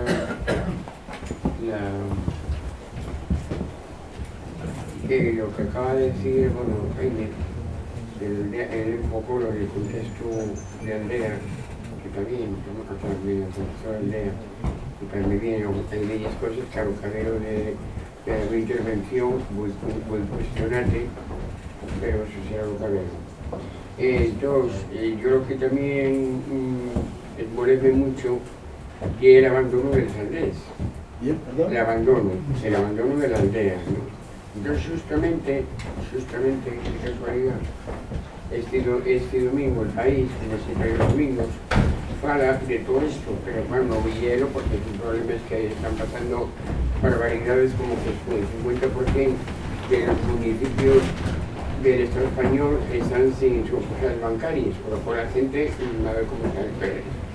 La cantidad de estaciones en Sanabria, para allá para el norte de Castilla y León, que están quedando sin ferrocarril. Bueno, abandono total, ¿no? Pero una cosa que concretamente para las Asturias, y dice, pues yo muy poquín, o sea que no voy a tener aquí. Y esto ya está puesto por un periodista a Ponte, pero bueno, una persona que fue a Carrambi, y de fuera, y dice, la aldea asturiana de Carrambi dio uno de estos ejemplos. Evidentemente yo veo una asturiana en el país de castellano, claro. Gabriel Sac, de Cibervoluntarios, llegó a este pueblo antiguo minero que pertenece al concello de Colunga, en Pallares, como parte del proyecto de Esperclic, solicitado por la Asociación Española de Banca, para combatir la brecha digital. En este pueblo nunca hay tiendas, ni gasolineras, ni farmacia. Hasta el servicio de misa desapareció. Nada más que hay un autobús a la semana.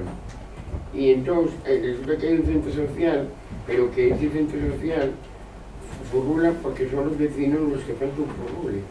Si no fuera por vecinos no lo habría. Entonces lo que ya dice a los caberos, este hombre, este voluntario, dice que lo que es preciso es tener un móvil. Desde muchos tienen problemas para desplazarse y el móvil es vital para pedir citas médicas o conocer la su pensión. El problema es que la mayoría no sabe cómo hacerlo. Estoy en gente mayor, que sí tiene el móvil, pero no.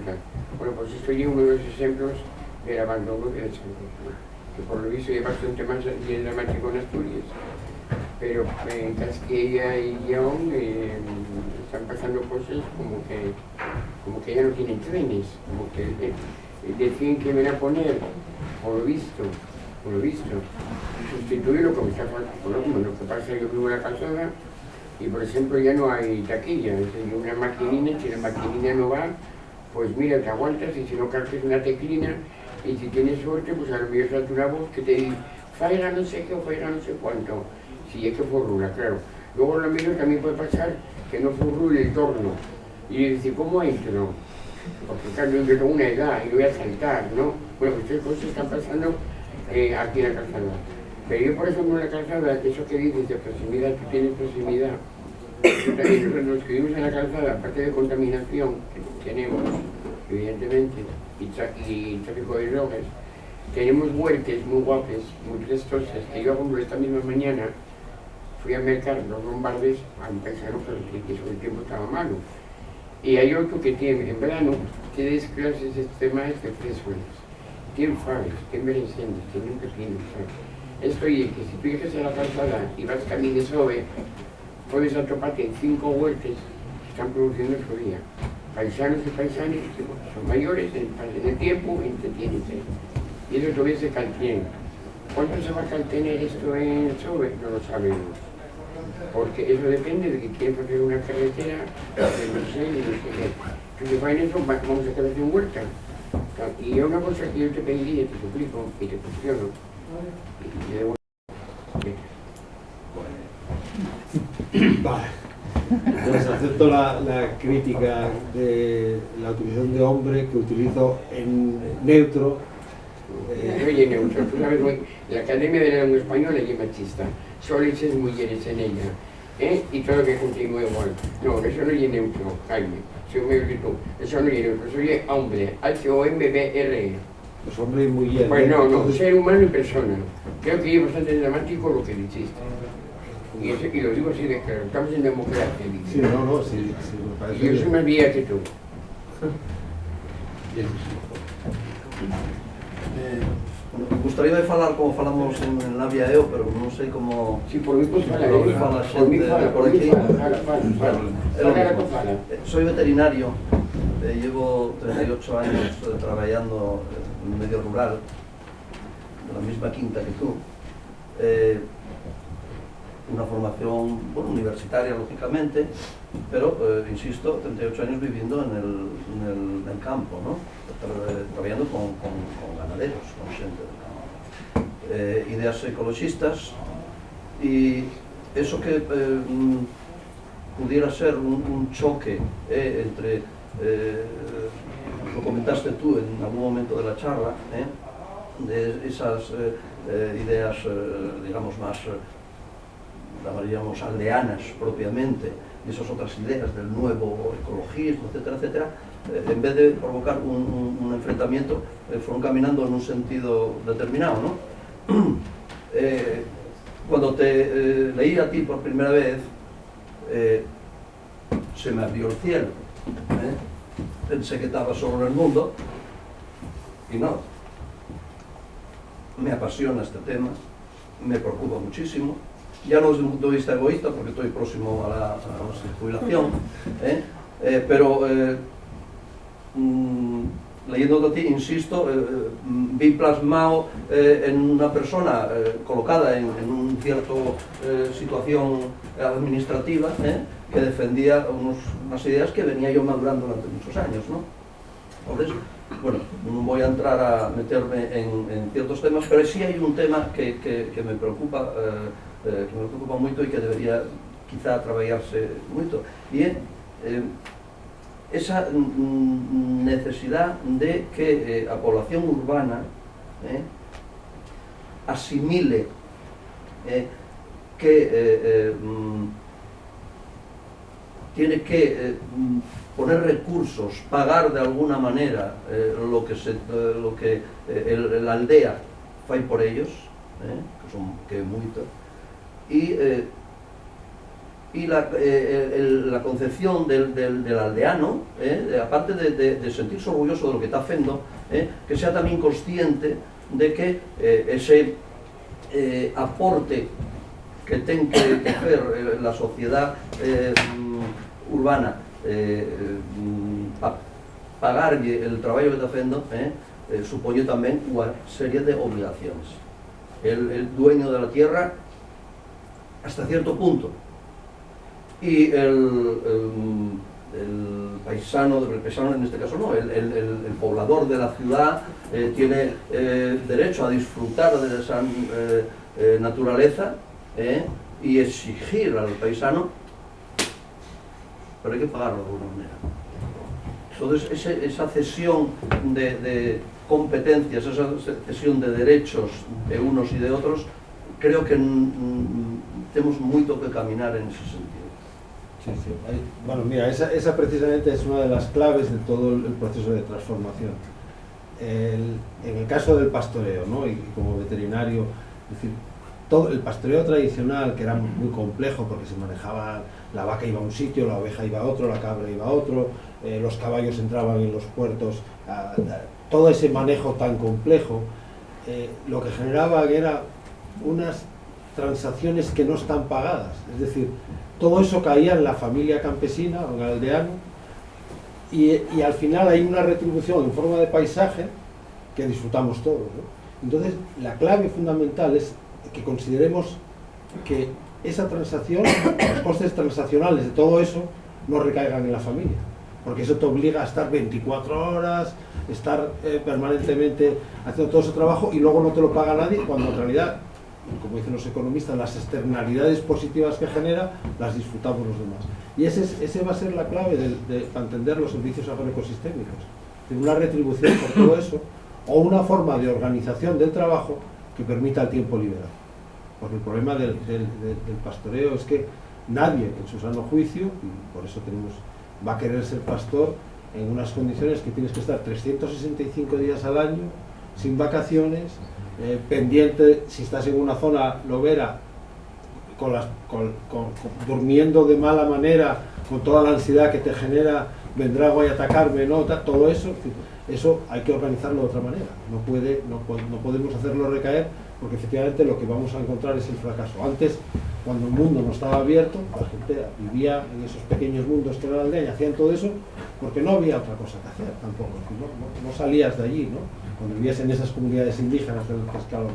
Pero ahora no. Es decir, que por tanto el cambio de mentalidad va a implicar el reconocimiento a la tarea y la prestación de los servicios agroecosistémicos, que estamos muy lejos, de ese asunto. Y probablemente otro de los riesgos que hay es la pérdida del conocimiento.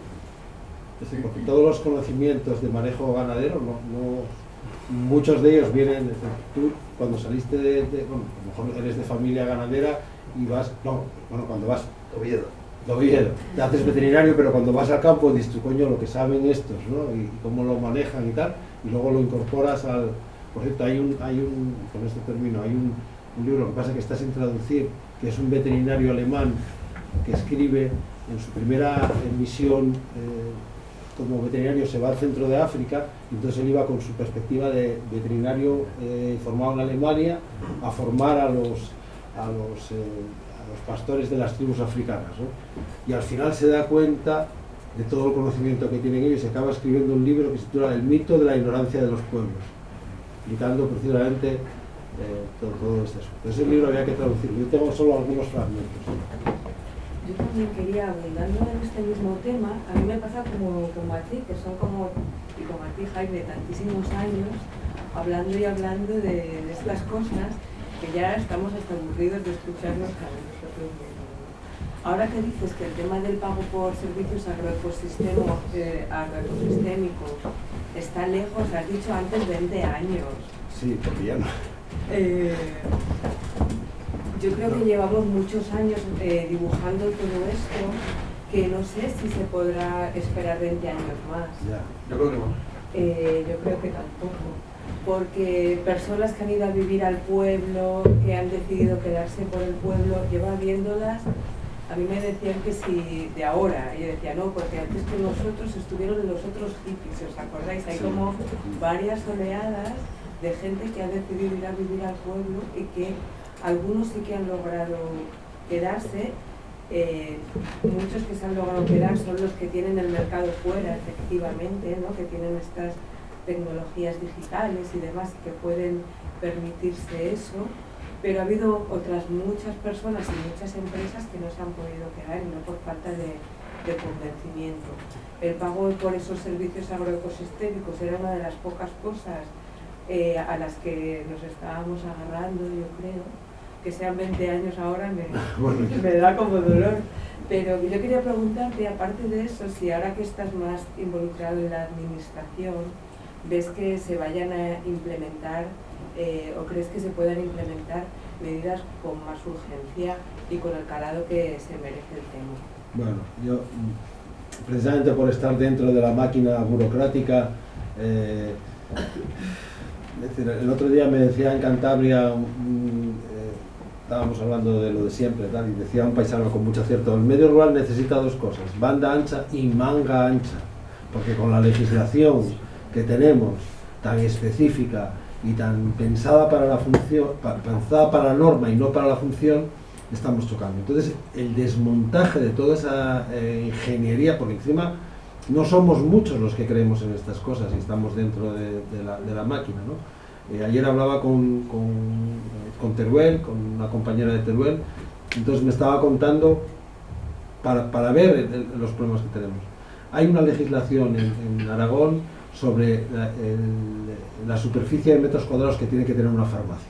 Entonces alguien quiso montar una farmacia en un pueblo y resulta que no encontraba local de 65 metros y realmente era y no la pudo montar porque no había 65 metros cuadrados en ningún local en el pueblo. Es decir, que prevalece la norma en lugar de la función, ¿no? Entonces, en la medida que te impide esa posibilidad, es decir, ¿cómo revertimos? Y esos son miles de casos, ¿no? Es decir, esa es la diferencia con respecto a Francia, en la que tú puedes vender productos desde tu granja con una informe que te hace el propio veterinario, y el propio veterinario, cuando te va a revisar, no te pide metros cuadrados y autoclave y no sé qué procesos industriales que son los que piden si fueras a... Simplemente hace una evaluación de que, y habla con el médico y dice: no, en esta casa nunca envenenaron a nadie, nunca se envenenó a nadie por comer este embutido y tal. Entonces, con unos análisis veterinarios muy elementales y con un seguimiento muy elemental, el propio veterinario te habilita para que vendas tus productos, con la salvedad de que, como se envenene a alguien, no vuelves a vender en la vida. Bueno, pues a día de hoy no se ha envenenado nadie. En cambio, los grandes problemas de envenenamientos, intoxicaciones, vienen precisamente porque alguien es capaz de sortear la legislación agroindustrial y acaba colándote algo por algún sitio, ¿no? Entonces, quiero decir con esto que la carga burocrática y la carga cultural que tenemos nos va a dificultar muchísimo todavía el proceso de transformación hacia un medio rural mucho más vivo. Es decir, uno de los principales problemas que tenemos es precisamente la burocracia que hemos creado, un aparato, por no hablar de los dogmas. Es decir, estamos hablando de normas que impiden funciones, pero luego también hay dogmas, ahora se están recuperando. Es decir, por ejemplo, la llegada de Alejandro Calvo, de consejero, es buen amigo, pero está dándole un estilo diferente a la consejería. Han empezado a plantear las quemas ganaderas. El fuego en las dosis homeopáticas que los utilizaron los campesinos, entre otras cosas, hicieron dos hechos fundamentales. Crearon el paisaje asturiano. El paisaje asturiano está hecho con el fuego campesino, que a eso lo cuenta Adolfo muy bien. El fuego desde el uso en la casa, en el yard, en la huerta, en la cuesta, la quema de les miserias del castaño, que probablemente muchas de las cosas que se hacían todavía no sepamos la importancia científica que tiene, pero el hecho de que después de limpiar un castañero se quemaran les miserias, lo que se recogía se quemaba, evitaba el fuego como efecto germicida, la utilización del fuego como elemento germicida. Y esto era, durante toda la Edad Media se sabía que el fuego tenía ese efecto para prevenir plagas, ¿no? Entonces, la criminalización del fuego a partir de los 60 nos lleva todavía a ese tipo de cosas. Por tanto, conviven dogmas. Es decir, no pasa nada por la utilización del fuego en esas dosis homeopáticas, para entendernos, ¿no? Que la homeopatía no sea muy científica. No pasa absolutamente nada. Es más, le viene bien al territorio. Le viene bien. Y esas quemas nos evitan los grandes incendios. Pero aunque solo fuera por eso, ¿no? Bueno, pues tenemos esos problemas. Todavía es muy difícil convencer a alguien de que la utilización del fuego puede ser un factor ecológico, porque hay una ecología del fuego y por supuesto la burocracia. Entonces, por eso yo, ¿Cuándo lo veremos? No lo sé. Es decir, yo hay veces que yo pienso en Joaquín Costa, ¿no? En Joaquín Costa, las teorías de Joaquín Costa que dan de la renovación de la agricultura se empezaron a aplicar, por eso digo 20 años, 20 y tantos años después de la muerte de Joaquín Costa. Es decir, y ahora estamos muchos dándole vueltas a esto. Yo siempre pienso en los 20 y tantos años de Joaquín Costa, ¿no? O sea que no espero que sea antes. Pero hay un chico allí detrás. No, y a mi pregunta era esa, que cuál era la voluntad política real. ya, Porque la real. las palabras pues les Sí. llevan bien. Porque Bueno, a veces yo creo que la voluntad política mía está Ya. expresada aquí. Otra cosa es en el contexto donde estamos, es decir, los gobiernos locales, el regional, el nacional, la Junta General, el Parlamento, las teorías científicas, quién se posiciona, quién no. Por eso, es decir, la idea es, yo insisto, y bueno, lo dije, a mí lo que me gustaría sería ensayar una aldea de este estilo. Me gustaría hacer ese ensayo, porque si hacemos el ensayo y funciona, si somos capaces en esta legislatura de montar un rebaño concejil en algún sitio, otro día estuve viendo el del Boalo, ahí hay algunos en España, ¿no? Muy interesantes, pero muy verdes todavía. Es decir, si somos capaces de que eso funcione, a lo mejor va muy rápido, como fue el turismo Pero rural. todo eso existe ya realmente. Sí, es pero, decir, pero igual no, no está todo concentrado en un pueblo, pero si miras todas Sí, estas sí. cosas de las que estamos hablando, hay muchos ejemplos ya. pero no, Lo que no ocurre llegó es a la que cultura falta- administrativa. Está faltando, yo creo, la base, o sea, como que haya un tejido más sólido, cultural, social, económico, que lo sostenga, porque al final las personas que están viviendo en el pueblo y las personas que están haciendo esas experiencias empresariales o culturales, etc., no dejan de estar luchando contra la gran macro tendencia o el gran capitalismo, que es lo que hace que todo eso se termine. En cuanto dejas de estar con el gran esfuerzo sosteniendo, es como que cae todo el sistema con Claro, su y es que, propio peso. pero ellos siempre son, es decir, no solo la administración, sino también precisamente lo que acabas de decir, ¿no? Y lo que antes hablábamos, todos los mecanismos publicitarios de la gran alimentación y todas las fórmulas que utilizan siempre nos acaban desbancando, ¿no? Y tú tienes por una parte todas las dificultades de la venta, del acceso tal, y ellos tienen todas las facilidades. Entonces, por eso no acabamos de... Yo ponía el ejemplo del turismo rural, pero realmente el turismo rural avanzó porque no tuvo ningún inconveniente de ese carácter estructural. Es decir, de repente era un cambio cultural, de que alguien asumiera la posibilidad de que el turismo no fuera el turismo industrial, sino que había otra posibilidad de hacer turismo en la aldea y tal, y luego hubo un gusto de la gente y de repente funcionó. Y fue un elemento de innovación. Y voluntad política. ¿Eh? Y voluntad política. Y la voluntad política, justo, que hizo una legislación específica, porque si no, no hubiéramos hecho ni una casa. Y todo eso, Claro, grande. justo, había una iniciativa, justo también, había una iniciativa política mucho más avanzada que la que hay ahora, ¿no? Ahora es mucho más... Es que la política tiene ahora un componente mediático e inmediático, es decir, es una cosa... los que vivimos los 80 con las grandes transformaciones, la creación de Cogersa, es decir, los elementos de articulación regional, el saneamiento de los ríos, el plan Moscoseo, es decir, esos elementos de los que eran ochenteros, era una política regional, también era verdad que nacía, ¿no? Los que más avanzaron en política regional fueron los vascos, que están ya en la tercera generación, ¿no? Pero tienen una sociedad muy trabada, tal, ¿no? Y nosotros, algo nos pasó ahí, porque tienen muchas dificultades los vascos, ¿no? Pero sí tienen más percepción de identidad, lo que antes decíamos, y de mucha más capacidad también de ver el mundo por Montera. Manejan los dos escenarios. Pero luego lo que no tienen es medio rural, o sea, tienen un medio rural de Chichinabo. Bueno, hay algún vasco en la sala. No, yo sigo un poco con el tema de la voluntad política. Quiero decir, hay una cosa, una voluntad política que por un lado el hecho de que te hayan nombrado, yo creo, indica cierta sensibilidad. Entonces, hacia esta problemática y hacia tu pensamiento, digo yo, porque te han escogido a ti. Entonces, yo lo que preguntaba era si esa voluntad política se va a poner, por ejemplo, de manifiesto una cosa que es esencial, que es la modificación de la legislación de ordenación del territorio en el medio no urbano. Eso es esencial, porque a mí me constan iniciativas importantes y que no han podido ser, porque estoy seguro que Sapiens no tiene ciencia popular. Estoy seguro, porque es una actividad prohibida. Es que eso no puede ser.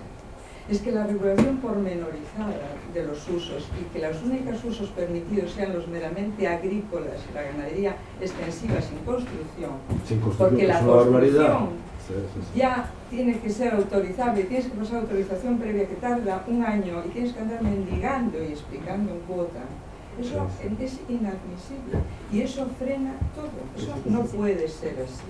Y después las clasificaciones es totalmente aleatorias de suelo que dice que lo hacen en función de los mapas agrológicos, no sé qué, que es por lo que me han dicho los expertos, y tú sabes de esto, son malísimos, no responden a la realidad de las cosas y que te clasifican suelo de especial protección, suelo de no sé qué.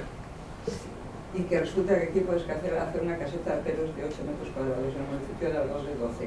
La granja de vacas tiene que ser de no sé cuánto. La granja de vacas tendrá que ser lo que necesita. Y de esas limitaciones y que un municipio, unos metros, alturas, no sé qué aleros, que eso es la desviación de lo urbano también, de que tú decías, y que de esas normas están haciendo arquitectos. Y la obsesión y el miedo a la segunda residencia. Y con ese miedo a la segunda residencia hemos condicionado toda la ordenación territorial del campo, con el único objeto de evitar la segunda residencia y que los núcleos se multipliquen para segunda residencia. Y lo hemos prohibido todos. Y cuota supervisora de todo. Y tarda un año. Y además, vamos, al capricho del funcionario que te toque para informar. O sea, eso no puede ser. Y eso se puede hacer con la consejería. Sí, y eso es esencial. Esa es la idea de la manga ancha, no significa regulada, sí, no sé qué, pero no solo desde el punto de vista urbanístico, sino desde el punto de vista de la sanidad alimentaria, las exigencias no van en la línea de tal, más luego las otras que tienen que ver con el exceso de celo que hay con determinadas cuestiones que tienen que ver con la interpretación de la norma de conservación de la naturaleza también, que te impide al final, es decir, tenemos un cúmulo de legislaciones que se retroalimentan, por no hablar de patrimonio cultural, que te pones a rehabilitar un hórreo y joder, y te vale más hacer 3 centrales nucleares. La norma general es la ordenación. Claro, sí, va en cascada. Vayamos caminando. Pero por eso decía antes, por eso citaba antes el ejemplo francés. Los franceses legislaron siendo muy centralistas. Lo que hicieron es tener un respeto enorme por las culturas del territorio y las funciones del territorio y acomodar la norma. Esa es la gran diferencia frente a lo que hemos hecho nosotros, que es una legislación que va de arriba hacia abajo y que no contempla las particularidades. Y antes lo decíamos con los códigos culturales. Los códigos culturales del campo son muy complejos y son locales. En cambio, la norma tiene la legislación. Entonces tenemos un problema muy grave, porque los edificios administrativos de acumulación legal,